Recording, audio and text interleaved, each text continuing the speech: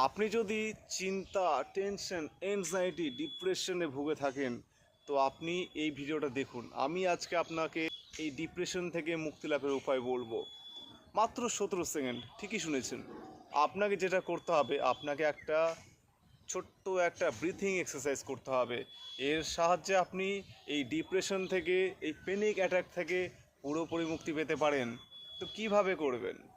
আপনি 5 সেকেন্ড ধরে ধীরে ধীরে নাক দিয়ে শ্বাসটা ভিতরে টানুন।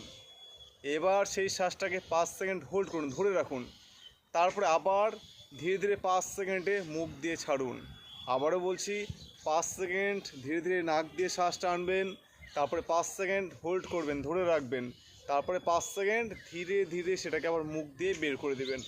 এবার 2 থেকে 3 সেকেন্ড রিল্যাক্স করুন, তারপরে আবার এটা করুন। মোট 4 থেকে 5 বার করবেন, আর সকালে একবার, সন্ধ্যায় একবার। দেখবেন আপনার দুশ্চিন্তা, আপনার ডিপ্রেশন, প্যানিক অ্যাটাক কোথায় উধাও হয়ে যাচ্ছে।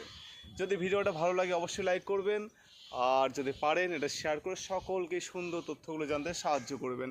সকলকে অসংখ্য ধন্যবাদ।